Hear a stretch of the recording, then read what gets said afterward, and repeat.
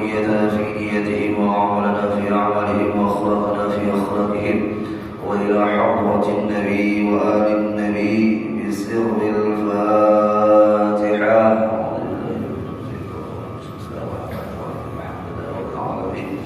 الرحمن الرحيم مالك يوم الدين إياك نعبد وإياك نستعين اهدنا الصراط المستقيم صراط الذين أنعمت عليهم غير المغضوب عليهم ولا الضالين آمين.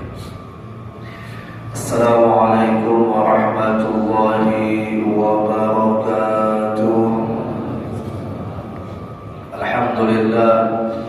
اللهم صل وسلم على سيدنا محمد بن عبد الله مفتاح باب رحمة الله عدد ما في علم الله صلاة وسلاما دائمين بدوام ملك الله وعلى آله وصحبه ومن والاه ومن تبعهم بإحسان إلى يوم القيامة. أما بعد، سبحانك لا علم لنا إلا ما علمتنا إنك أنت العليم الحكيم. لا حول ولا قوة إلا بالله العلي العظيم. نوينا التعلم والتعليم والتذكر والتذكير والنفع والانتفاع والإفادة والاستفادة والحث على التمسك بكتاب الله وسنة رسول الله صلى الله عليه وسلم والدعاء إلى الهدى والدلالة على الخير ابتغاء وجه الله ومرضاته وقربه وثوابه. وقال المصنف رحمه الله تعالى ونفعنا بعلومه في الدارين آمين. dalam berkata Imam Syekh Ahmad bin Muhammad ibn Athaillah As-Sakandari dalam kalam hikmahnya, huququn fil awqat yumkinu qada'uha wa huququl awqat la yumkinu qada'uha idh ma min waqtin yarid illa ma min waqtin yaridu illa walillahi 'alaika fi haqqun jadid wa amrun akid fakaifa taqdi fihi haqqa ghairihi wa anta lam taqdi haqqa Allah fihi. Huququn fil awqat, hak-hak pada waktu atau hak-hak pada segenap waktu.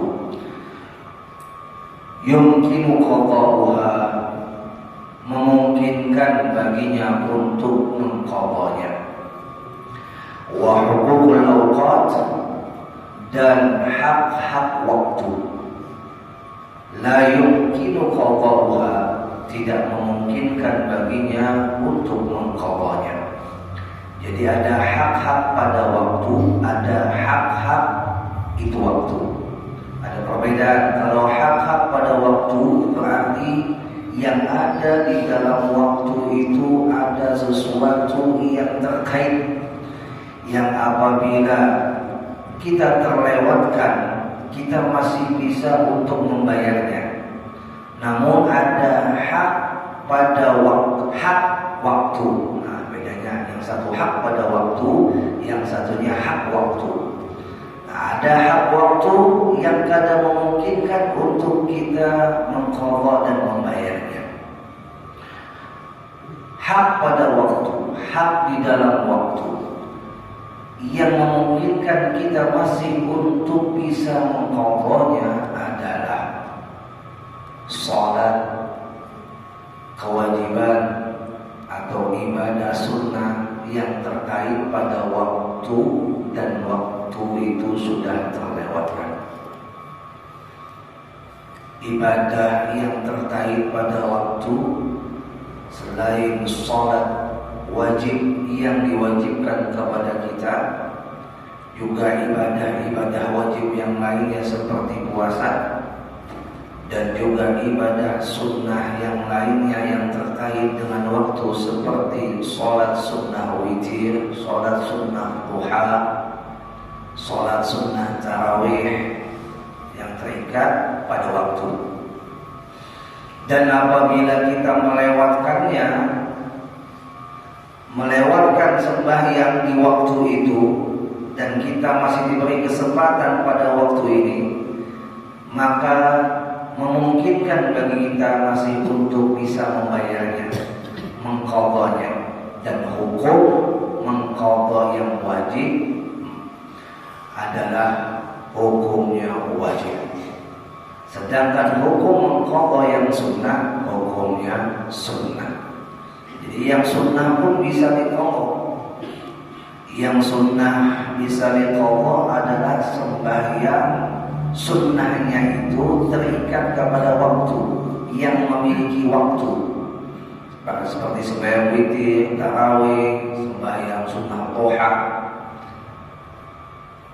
Maka apabila kita itu sudah melewatkannya dan kita masih diberikan kesempatan hidup di hari ini, kita masih diberikan kesempatan untuk bisa mengqadhanya, dan wajib bagi kita mengqadha yang wajib dan sunnah bagi kita mengqadha yang sunnah.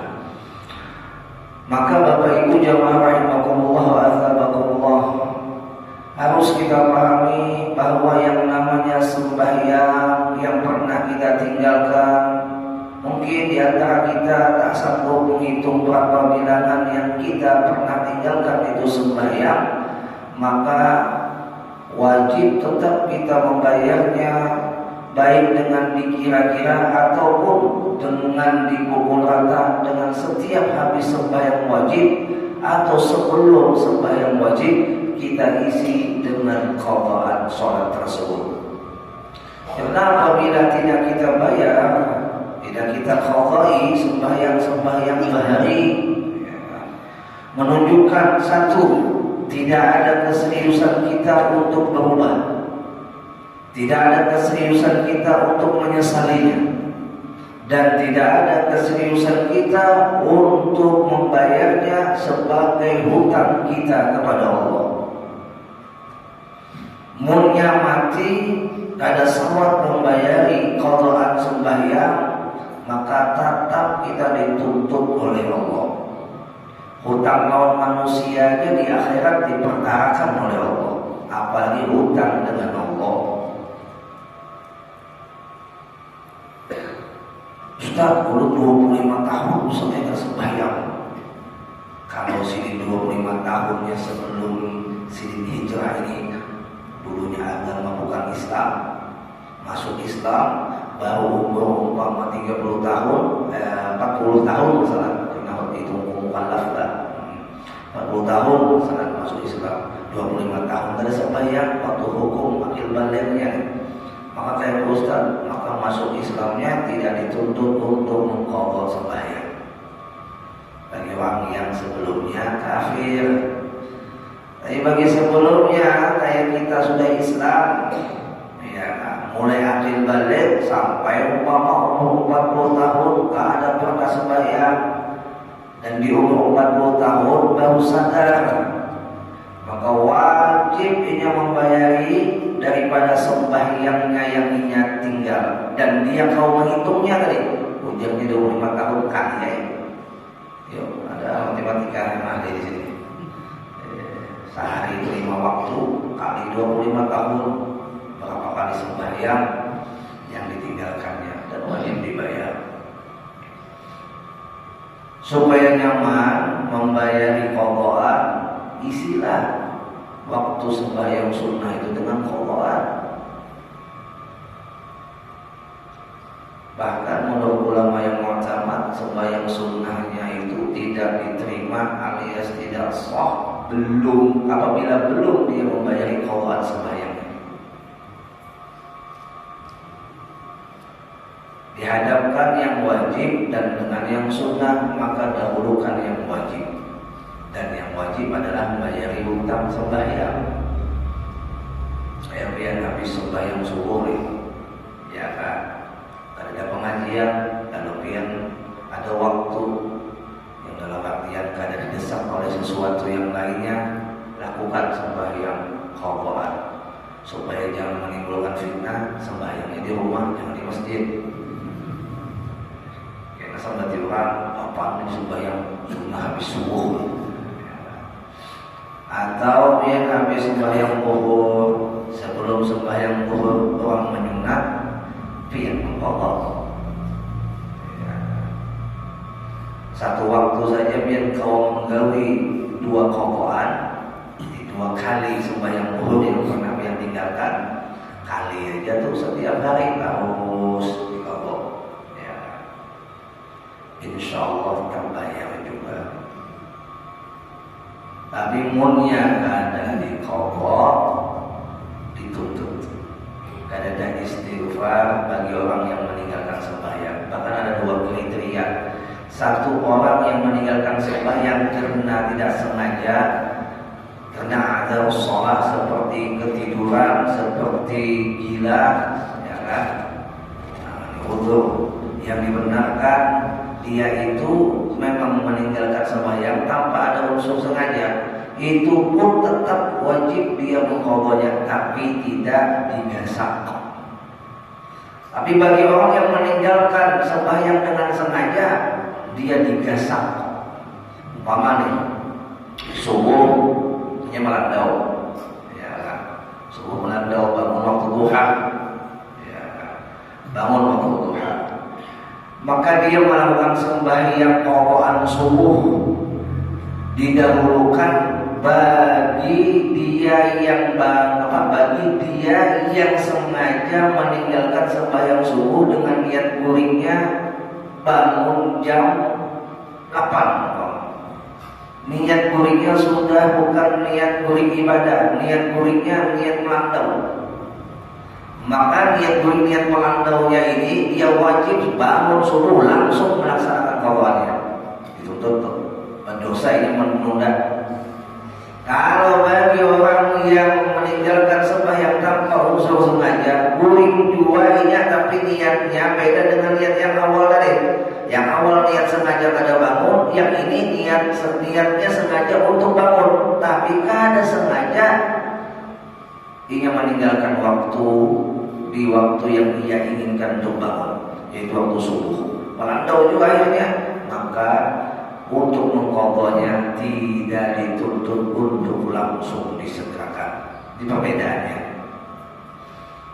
Dan perlu dipahami khususnya ibu-ibu yang masa haidnya setelah selesai. Apabila ibu-ibu itu masa haidnya umpama sebelum subuh sudah putus haidnya, sempat ia mandi, lalu sempat dia melaksanakan 1 rakaat di waktu subuh, itu terhitunglah sempat dia melakukan sholat subuh itu 1 rakaat, maka wajib bagi si ibu ini mengqadha sembahyang maghrib isanya. Bu, di banyak pemilihan putus darah yang mana waktu subuhnya masih ada sempat untuk dia melakukan walaupun 1 rakaat, apalagi lebih pada 1 rakaat, kau menyempurnakan, maka maghrib isya di malamnya itu wajib diqadha. Begitu pula apabila dia putus masa haidnya sebelum maghrib, dia sempat melaksanakan mandi wajib, dia sempat juga melakukan sholat maghrib, walaupun tersisa waktu maghrib itu, ya kan, yang terdapati hanya 1 rakaat, masalah hitungan waktunya, maka zuhur asarnya bagi si ibu ini wajib diqadha pada hari itu aja. Ibu-ibu biasanya mau putus darah masuk maghrib itu dia dilakukan sembahyangnya, sedangkan zuhur asarnya tidak diqadha. Berdosa boleh. Masya Allah. Makanya penting untuk belajar masalah ilmu, masalah haid. Berapa banyak anak perempuan kita salah dalam melakukan penempatan masa sucinya atau masa batasinya ketika melakukan sholatnya. Ya Allah. Nah, adapun hak-hak waktu yang tidak mungkin diqadhanya, yaitu waktu yang telah disia-siakannya. Jadi waktu itu kada kawa lagi dimiliki, kada kawa dibayar. Waktu yang sudah terlewat itu kada kawa dibayar. Kalau sembahyangnya yang dia tinggalkan kawa diqadha, iya. Kalau puasanya yang dia tinggalkan itu kawa diqadha, iya. Tapi waktunya yang sudah terlewat kada mungkin dimulihkan, kada mungkin dibayar, kada mungkin bisa diqadha. Itulah yang disebutkan waktu itu hal yang paling berharga di dalam kehidupan. Yang paling mahal di dalam kehidupan kita bukan harta benda, bukan istana, bukan mobil mewah, bukan emas intan permata, tapi Tapi yang paling mahal dalam kehidupan kita adalah waktu. Aneh benar mun ada orang, ya kan, ini bahasa penegasan untuk diri kita masing-masing, yang masa mudanya sudah dibawanya peramian, sudah tua, tetap aja berpikir anak peramian. Bahkan anehnya anak-anaknya pun dibawanya supaya peramian. Aneh. Seakan-akan waktu yang dulu dia buang-buang untuk peramian, dia ulang lagi kepada anak-anaknya. Dia ajari lagi kepada anak-anaknya. Ustaz, kalau boleh liburan? Boleh liburan, silahkan liburan. Tapi jangan dijadikan jadwal agenda tetap. Kenapa? Karena mau kita dari anak kita nuntut. Wah, maka biasanya malam ini kita berjalanan. Maka hari ini kita biasanya berjalanan. Kalau kita agendakan liburan itu setiap minggu atau setiap bulan, pasti ditutupnya kan? Ditutupnya. Dan itu yang diingatnya. Jangan diagendakan. Kapan kita bisa, kapan hati nyaman, kapan terada kegiatan, kapan terada kesibukan. Ayo kita jalankan. Yuk kita jalannya. Yuk kita jalan rela. Silakan. Tidak dilarang untuk fantasiyo fil ard. Ya kan? Bertebaran di muka bumi. Dengan catatan berjalannya bukan maksiat kan?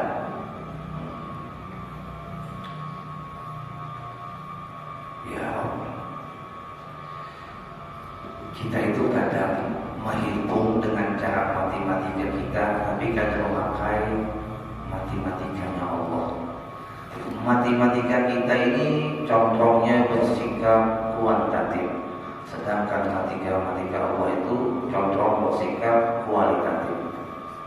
Matematika kita contoh atau maunya disegerakan, ya kan? Matematika kita tuh maunya disegerakan, tapi matematika Allah itu diberikan sesuai apa yang dibutuhkan. Matematika kita, maaf, inginnya kecepatan, tapi matematika Allah inginnya ketepatan. Ini bedanya kita. Cara menghitung kita dengan cara menghitungnya Allah. Kita selalu mengharap ya kan, waktu yang mana diberikan oleh Allah batasan di dalam kehidupan kita itu maunya panjang ya. Dan keinginan kita maunya cepat, dan inginnya kita adalah nominal, kuantitatif tadi, bukan kualitatif, bukan kualitasnya. Berapa banyak waktu kita yang dulu tidak berkualitas terbuang begitu saja. Jangan nunggu umur 40. Memang 40 itu umur di mana harusnya manusia itu sudah wajib bermuhasabah. Tapi jangan nunggu umur 40. Karena memperbanyakan antara umur yang tua lawan yang anom di zaman ini, yang mati paling banyak umur yang anom. Umur 70 jarang kan? Ya, jarang. Kalau dihitung, jangan nunggu kayak aja umur 40 aku taubat, kayak aja umur 40 aku memperbaiki diri, kayak aja umur 40 aku mengkodai sembahyang, kayak aja umur 40 aku hijrah. Kalau kita terdahulu pada impian. Ya. Kita tuh kadang ketujuh benar berucap di hati, ya Allah kapan belum suki, ya Allah kapan belum naik haji, ya Allah kapan belum kawin, ya Allah kapan belum ini, kapan belum bisa anak, kapan belum di sini, kapan belum di situ, ya kan? Jangan pernah nanya kapan kita kaya, tapi persiapkan diri untuk kaya. Jangan tanya kapan kita itu hijrah, persiapkan diri kita untuk selalu hijrah. Jangan nanya kapan kita punya anak, siapkan diri sebagai orang tua yang siap punya anak. Jangan hanya kapan aku nikah, siapkan diri untuk menikah. Karena yang tahu tepatnya waktu kapan yang kita tanyakan itu Allah, bukan kita. Persiapkan saja, nanti ada masanya. Ya Allah, kapan aku mati, jangan pakai takut lewat.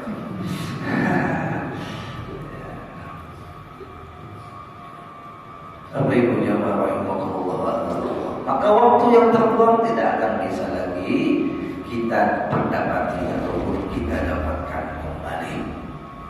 Waktu yang hilang tidak bisa lagi kita tebus dengan uang. Semuanya sudah berlalu.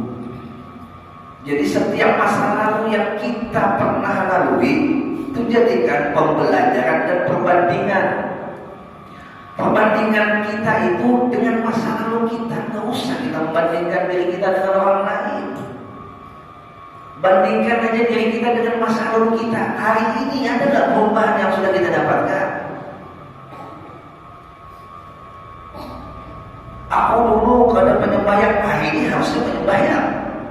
Aku dulu kada sempat menuntut ilmu, hari ini harusnya menuntut ilmu. Aku dulu beramian, harusnya hari ini kada lagi beramian. Hari-hari beramian, ya Allah. Apa yang dicari? Ustaz, kami hendak menyenangkan anak, kami hendak membahagiakan anak. Terus kebahagiaan yang dulu beramian dia dapatkan hari ini. Jadikan perbandingan. Kalau pian dulu merasa ragu dengan dunia pian dulu, lalu pian akhirnya tobat, menandakan apa? Masa-masa lalu yang pian buat beramian itu tidak ada maknanya. Masa yang tidak ada maknanya pian berikan lagi kepada anak pian. Aneh.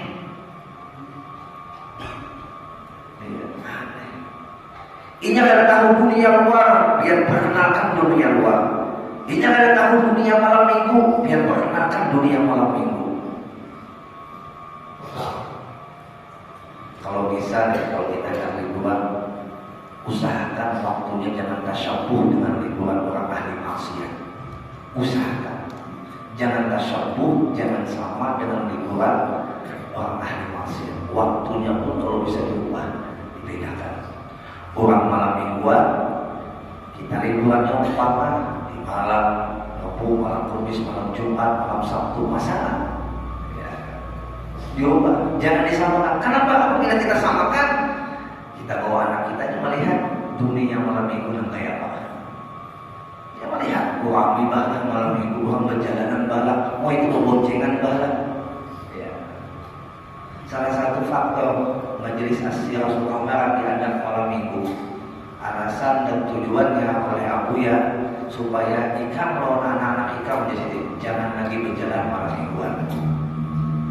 Itu alasan sih. Namun yang ada kegiatan berpikiran apa perjalanan? Jawa. Pikiran perjalanan.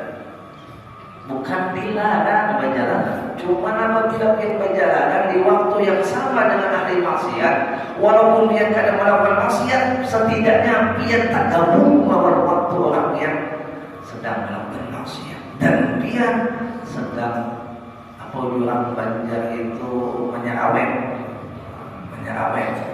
umpat menyerawet, punya kadang tak umpat tak balik, setidaknya tak umpat ilmunya, tak umpat ilmunya.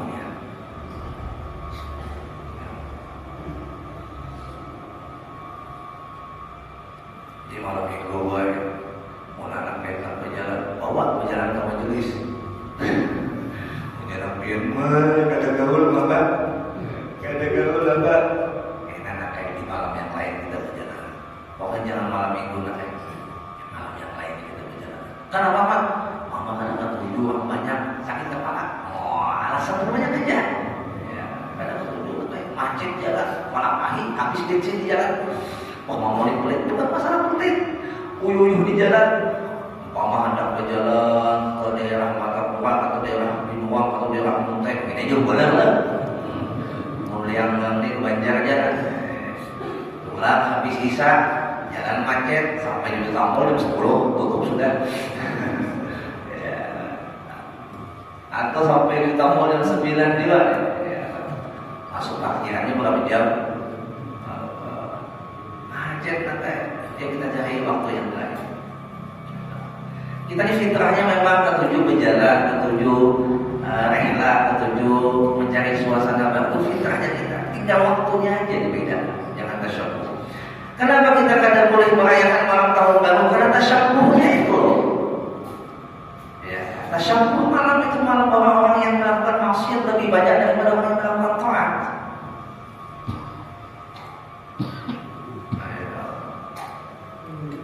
Anu sampai urut kadang-kadang bawa anak perjalanan di malam tahun baru, tapi tiap malam itu dibawain, apa bedanya?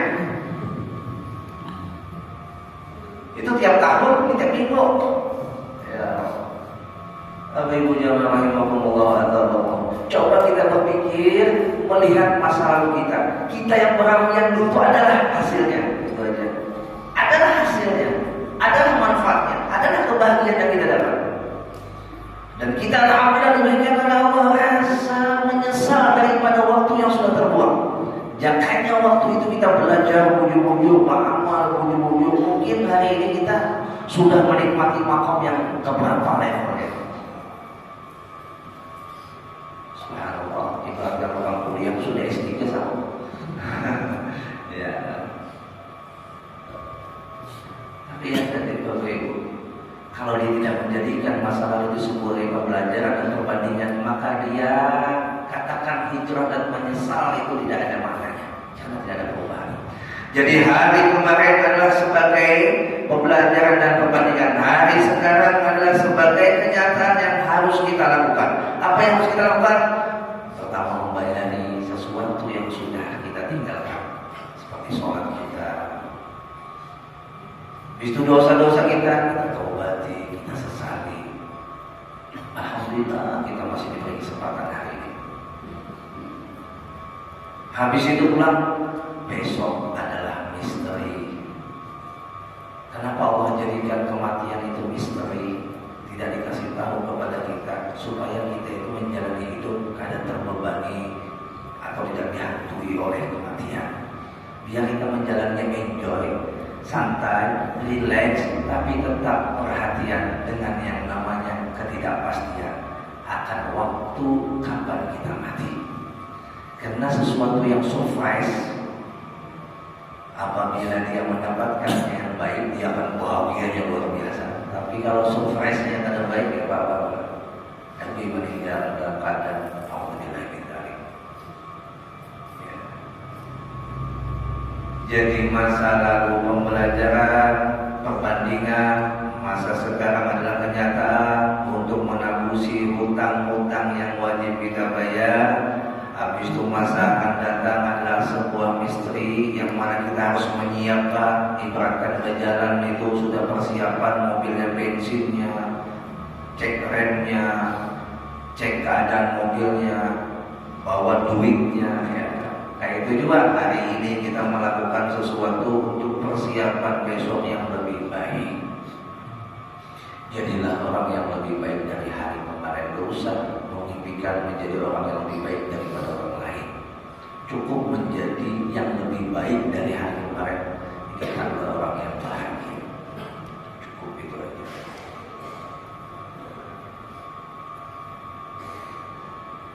Ya, maka bagi orang yang sudah berada di ujung tanduk dalam segi kubur tadi, bukan dari segi kepastian sini kita dulu mati lah, bisa aja yang kita dulu mati.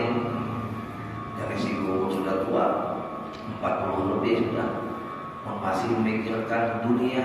Ujar Imam Ghazali di dalam kitab Ayyuhal Walad, dikhawatirkan sampai mati nang kayak itu.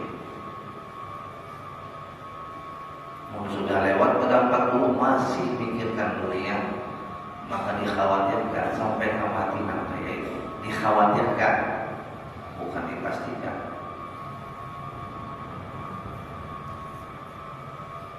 Jadi kadang bahasa nasihat dari Nabi itu ada dengan tegas, ada dengan sedang, ada dengan lembut sekali. Bahkan sindiran Nabi tidak bisa dipahami bagi orang yang kadang paham dengan sindiran. Lalu Nabi pertegas volumenya, naik lagi. Seperti Nabi melihat ada sahabat memakai cincin emas, itu Nabi menyikapinya dengan bahasa yang paling tegas. Diambil cincin emas di tangan sahabat, dilempar cincin, dibuang cincin. Nabi yang rahmatan lil alamin, itu cara menasihatinya, frekuensinya ada yang di bawah, tengah, sampai tegas. Dan kita ini begitu juga. Mau kita nasihati diri kita dengan cara lembut, kadang mempan, naikkan volumenya. Kadang juga naikkan lagi, tegasi lagi. Kita yang menegasi diri kita. Lebih baik dipaksa masuk surga daripada sukarela masuk neraka. Ya.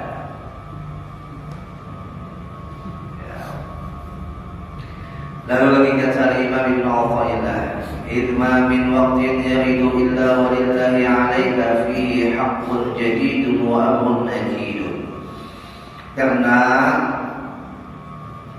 tidaklah bagi itu waktu dikehendaki adanya kecuali walillah, bagi Allah, alaika, atas dirimu, fihi haqqun, di dalamnya ada hak tanggung jawab jadidun, yang baru, wa amrun akid, dan perkara yang ditekankan. Fa kaifa taqdi fihi haqqa ghairihi, bagaimana ikam bisa membayari hutang-hutang ikam yang lainnya, sedangkan ikam wa anta lam taqdi haqqallahi fi, sedangkan ikam pakai taqdi fi haqqa ghairi, bagaimana engkau atau kamu dapat membayari hak-hak yang lainnya, wa anta lam taqdi haqqallahi fi, sedangkan ikam tidak dapat membayari hak-hak Allah padanya. Bagaimana kita tuh membayari waktu yang lainnya, arti yang lain itu yang akan datang, sedangkan waktu yang dulu jika belum bisa membayari, masih kamu tambah-tambahi lagi. Ibaratkan hutang itu kamu tambahi lagi lah. Yang dulunya tuh sembahyang belum masih kamu tambahi pulang lah. Itu bahasanya. Waktu yang semalamnya kamu kadang mau memiliki, kamu tambahi pulang lah. Menjadi Ibn Athaillah. Ya, sampai kapan? Ya kan? Ini kita tanyakan kepada diri kita nih. Sampai kapan kita nanti? Lalu ucapnya sampai Allah berubah punya. Wah, sampai Allah berubah. Allah berubah dia, ada tandanya. Tandanya apa? Ada keinginan di dalam hati dia ingin berubah. Itu minimal ada. Habis itu tanda Allah ingin berubah ikam, ada pertolongan Allah untuk ikam bisa merubahnya. Ujungnya pada hakikatnya segala ketetapan, segala perubahan itu adalah hak kehendak Allah bagi siapa yang dikehendakinya untuk berubah. Tapi ingat, ada tanda apabila orang itu mau berubah, yang Allah menghendaki dia berubah, maka dengan mau dia berubah di dalam hati, keinginannya mau berubah di dalam hati, itu pertanda sudah Allah menginginkan orang itu berubah nanti pada masanya. Ya. Dan ketika dia kawa melakukan perubahan itu, alhamdulillah taufik Allah sampai kepadanya untuk berubah.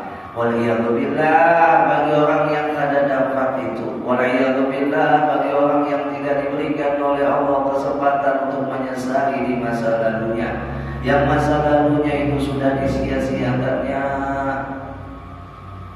Jika ibaratkan orang berusaha tuh, punya lagi anu bagawi bahimat, Tuhan tinggal menikmati. Tapi karena lagi anu santai, lagi anu sekolah sudah gak ada, bagawi juga orang itu mut-mutan lah. Tak hanya rajin-rajin, tak hanya kadang-kadang. Ya kan. Belajar sudah gak ada juga rajin lagi anu, bagawi juga gak ada rajin juga, yang masa tua mut-mutan. Jangan umur-umuran itu menikmatinya, umur-umuran meratapi. Ya Allah, itu hanya bahasa dunia. Bagaimana kalau kita tarik ke bahasa akhirat? Nanti tiba Bapak Ibu masa di mana kita akan meninggalkan ini dunia dan kadang bakal kita kawal balik lagi ke dunia. Tidak kawal lagi. Pujian-pujian biar ya Allah boleh jangan menonton dunia. Karena sampai belum menjalani siksa di dalam kubur, apalagi siksa di neraka. Pujian-pujian ada kawan. Waktu di dunia punya ajudan, waktu di dunia punya pengawal, waktu di dunia punya pangkat, waktu di dunia punya harta. Semaunya dia gunakan pangkat, jabatan, ajudan dan hartanya, tapi ketika mati tidak ada lagi fungsinya.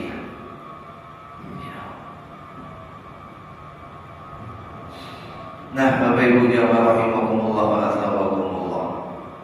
Jadi waktu yang kita itu tidak bisa membayarnya adalah ada 4 bahagian. Satu adalah waktu di mana kita melakukan kemaksiatan. 2 adalah waktu di mana kita tidak sukses ketika diberi ujian. Adapun 3 dan 4-nya ini adalah keberuntungan, waktu di mana kita mampu melakukan ketaatan dan waktu di mana kita mampu menghadapi ujian. Munnya yang 2 pertama ini ialah waktu dikasih yang namanya ujian nikmat, dia tidak mampu mensyukurinya, akhirnya bangkrut di hari ini, baru nyesal ada kawan lagi kurang. Karena waktu hartanya banyak, dia tidak sempat sedekah. Waktu hartanya banyak, tidak sempat naik haji. Waktu hartanya banyak, tidak digunakan untuk perjalanan ibadah. Habis dihambur-hamburkannya untuk dunia. Dan boy bangkrut hanya nyesal. Ujarnya di dalam hati, yang aku sugih masih ulun hendak bersedekah, ulun hendak naik haji, ulun hendak umrah, ulun hendak bangun masjid, ulun hendak ini dan itu, ya. Tapi sudah ada kawan lagi. Ujian nikmat ini jarang disadari oleh kita. Kira dikasih nikmat aman, sudah padahal ketika kita dikasih nikmat, di situ kita dituntut untuk menjawab dengan syukur.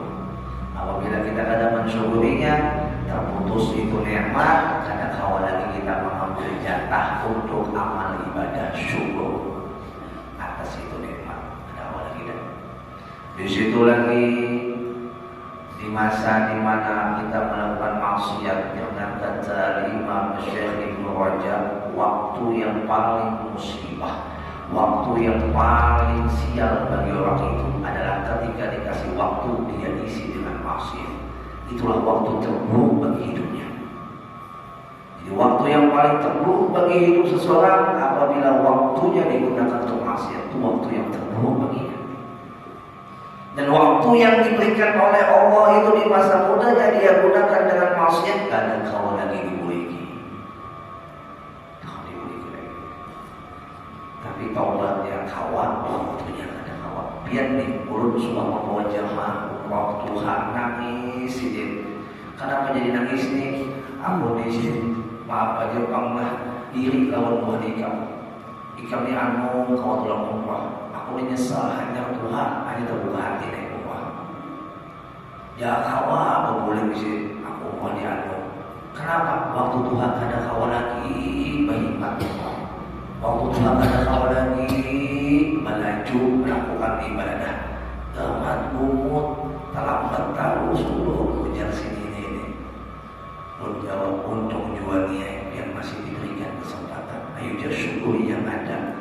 Yang dulu pian sesali, pasrahkan kepada Allah. Mudah dengan masa kesempatan yang diberikan oleh Allah dan pian diberikan hidayah, lalu pian diberikan taufik sampai ke sini, dapat menembus dalam artian ketertinggalan pian walaupun bodoh pian. Tapi jauh sini pulang ini secara logika, ujar sini secara logika. Ada kawan jual lantai, ada kawan jual lantai. Maknya mai gawian lawan orang yang anu. Baik itu anda pun sampaikan diri kasih tahu sini. Memang Nabi mengatakan ibadah di masa anu dengan ibadah di masa tua sama sembahyangnya, pahalanya lebih gonol ibadah di masa anu. Sembahyang umpama zuhur di masa muda dengan sembahyang zuhur di masa tua, pahalanya lebih gonol sembahyang zuhur di masa muda. Kenapa? Karena godaan orang muda lebih kuat daripada godaan orang tua. Apabila apabila dia kaum melawan di saat masa mudanya yang bertubi-tubi ujian, cobaan dan godaan, dia melakukannya, maka pahalanya tergolong yang agung. Anda pun sampai kata singgung kan, tapi yang tua di sini yang masih muda. Artinya untung juga masih diberi kesempatan. Alhamdulillah, ya alhamdulillah. Artinya nih kita hendak beramal ibadah kayak anu, kita kau lagi, ada kau lagi. Jangan yang sudah 40 ke atas, ulun aja sudah merasakan ada perubahan. Mata mulai sudah kaul, telinga ngau sudah berjalan tanpa kata mundur. Belum ada makanan bubur lah. Ya Allah. Mata sudah kaul, telinga ini sudah mulai ngau. Padahal masih kan? Ya kan? Kayak apa ya? Kadang mau disamakan. Allahumma ya, waktu saya masih umur sekitar 40 sampai 50, antara 40 50, itu punya ziarah atau pulang tua atau haji, ya kan? Pokoknya yang anu terpilih itu Pak di sini ada bawa satu full time isi ibadah, guring secukupnya. Kenapa kawannya kayak Habib Umar guring 2 jam? Nyata kawan pertama masih diberi Allah, latihannya kuat. Yang kedua 2 jam guring sini berkualitas. Guring kita yang 8 jam tadi berkualitas. Bedanya sini guring 2 jam berkualitas sama seperti orang guring yang berapa jam. Kita guring 8 jam merasa kurang aja. Ya. Nah, Ibu jemaah rahimahullah menyatakan waktu ini paling mahal, Bapak Ibu. Jangan lagi kita sia-siakan, jangan lagi. Cukuplah sudah banyak, cukup. Ya. Nah, sampai kapan kita buang-buang waktu? Jangan menunggu malakal maut datang lah. Baru sadar, alhamdulillah. Jangan.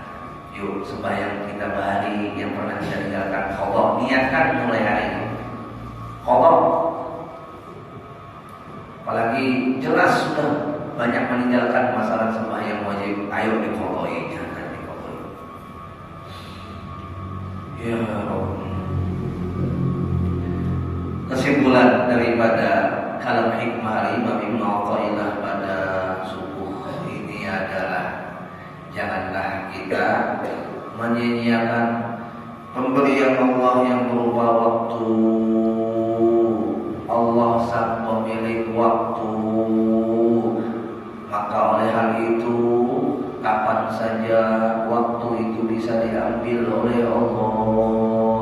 Bukan kita yang atur waktu, Allah yang atur waktu. Kapan saja Allah mau mengambil waktu ini selesai. Dunia ini pun kapan saja Allah mau mengambil waktu dunia ini selesai, kiamat. Dikatakan bukan kita yang berwaktu, kita dititipkan waktu, maka gunakan titipan waktu ini sebaik mungkin. Sisa-sisa kehidupan kita yang tidak kita ketahui ini boleh jadi habis nih, ada yang innalillah dan banyak pengobatan. Tahu kita ya Allah, atau besok lusa kita sudah menghabiskan jatah hidup kita yang telah diberikan oleh Allah. Harapan kita mudah-mudahan sisa kehidupan yang kita tidak tahu kapan kita meninggal diberikan oleh Allah kesempatan untuk mengejar ketertinggalan, diberikan kesempatan untuk menebus semua kesalahan masa lalu kita. Mudah-mudahan semua kesalahan masa lalu kita diampuni oleh Allah, dan mudah-mudahan Allah ubah hal ehwal kita menjadi hal ehwal yang lebih baik. Mudah-mudahan Allah jadikan semakin tua semakin tambah dekat dengan Allah, semakin tua semakin dekat dengan Nabi Muhammad, semakin tua semakin tambah khusyuk di dalam ibadah, semakin tua semakin khusyuk di dalam menuntut ilmu, semakin tua semakin khusyuk di dalam berdoa, semakin tua semakin khusyuk memikirkan akhirat, hingga semuanya kita yang pada hari ini diberikan ilmu oleh Allah mengenai waktu, ditetapkan oleh Allah keadaan kita nanti husnul khatimah, ditetapkan kita semua mudah-mudahan wafatnya dalam keadaan husnul khatimah, wafatnya dalam keadaan husnul khatimah.